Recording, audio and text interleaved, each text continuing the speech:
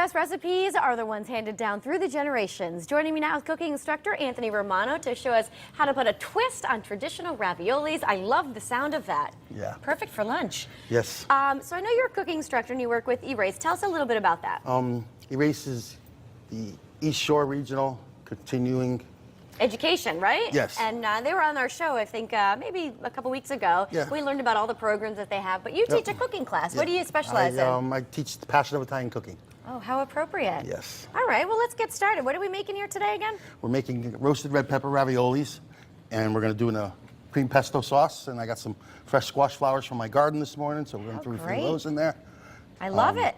I like to take a lot of traditional family recipes and put a little spin on them. And also in class, I teach people how to make them a little easier. Great. Like when my grandmother used to make ravioli, she used to make the dough and everything. And yeah, with the machine and the cranker, right? That doesn't happen too often anymore. So I'm going to make them today with wonton skins, which makes it a lot easier for people. Yeah, well, show us how it's done. Okay, well, we're going to start with our stuffing. And I have a pound of fresh ricotta. Okay. And some mozzarella. A little parsley, 1 egg. This is a pretty traditional filling, right? Yes, at this point. Absolutely. This is your basic, manicotti or ravioli filling, and then we're gonna kick it up a little. We're gonna throw in about half a cup of pureed roasted pepper. Okay. I'm just gonna take this. I'm just gonna mix it all together nice. And the egg kind of keeps it all together, right? Yeah. That's why we're doing that. Exactly. Okay. A little grated cheese. Can't go wrong with enough Never. cheese, huh? Never enough cheese. While you're mixing, Anthony, tell us a little bit about these zucchini blossoms, because some people might not realize how precious they are, because they only come a couple times a season, right? Yep, they only come out in the beginning of the season. Traditionally, usually they're fried, they're dipped in a batter and fried. I actually like to take them and, like I said, kicking it up, I actually stuff them. So I've stuffed them with pulled pork, I've stuffed them with lobster, ricotta, almost anything. Fabulous. My son even made me put peanut butter and fluff in them once. Probably good. Yeah, he liked it. It was good for him. So I have my filling here, and here we have our wonton skins. This is great. This is a much easier way to make homemade ravioli. And the nice thing about these is you can stuff anything in them. I mean, spinach, crab. Where do you find these? Actually, most of the stores in the areas carry them now. Okay. I mean, Stop and Shop, most of your grocery stores carry them now, and there's a lot of Asian markets. You can also get them there. And I'm going to take a little bit of filling. Now, is there a secret to wrapping these? Because these look pretty perfect. Yes, well, normally you just have your regular ravioli. So if you were to take a little bit of water or egg, wrap it around. Normally, when you make a regular ravioli, it would be you just put the top on just like this, and you have a regular ravioli. Yeah. Or you can leave it like this, half moon, and you get a mezzaluna, which is a little half moon one. But my favorite way is you take your mezzaluna, a little dab on one side, a little fold. Oh wow, you're getting fancy here. And now you have tortellonis. Love it. And I made a bunch of pretty easy. Bunch of tortellonis ahead of time. So we're gonna take these. We're gonna drop them in our hot water.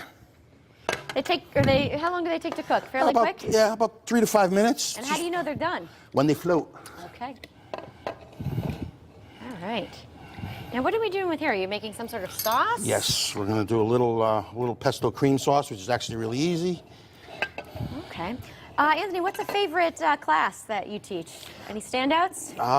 You know what? When I teach my classes, I do 8 different classes. Every week is a different theme. So we do a chicken week, we do a pasta week, we do sauces. First thing we teach you how to make is sauce. No First class has to be.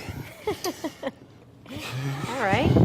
Now, is that something that it has to cook all day on a Sunday? No. I'm Southern Italian, my family is Sicilian.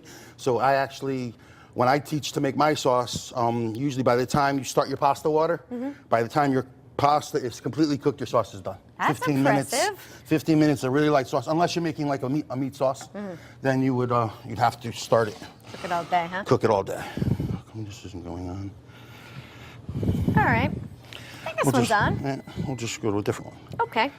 So anyway, you have a little olive oil, you have garlic in there. Yep, and we're going to throw in a little bit of pesto.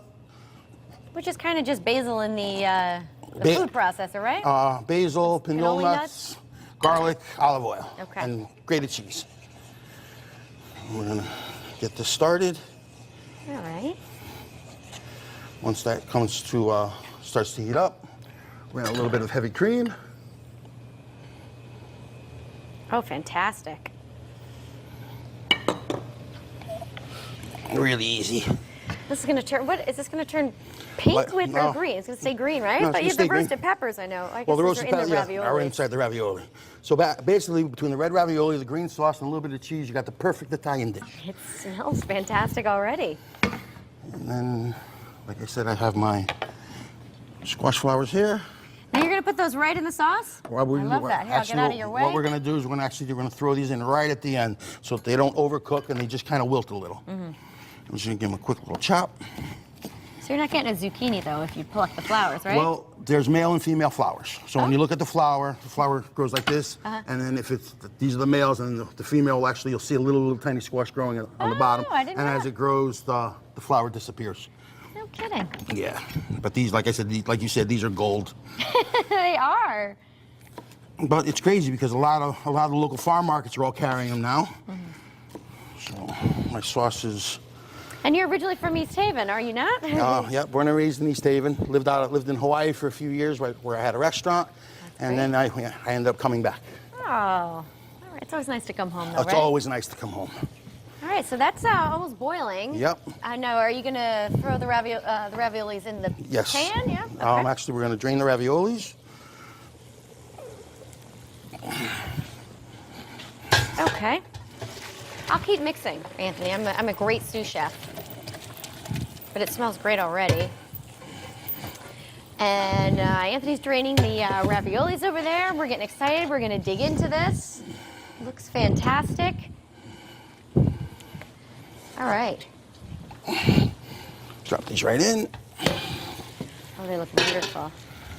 One more cheese. cheese. All right, Andy, we're going to let those cook, and we're going to plate this up and taste it at the end of the show, but it smells fantastic. Thank Yeah, you so awesome. much for being here. Of course, we'll have the recipe over at Thank you very WTNH.com.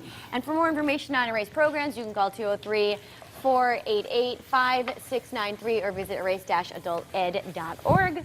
Thanks so much for being here. Thank you very All much right, for having me. coming up next, the New Haven Capellia is set to perform at the Chabad of the Shoreline Jewish Festival. We'll give you a preview right after the break.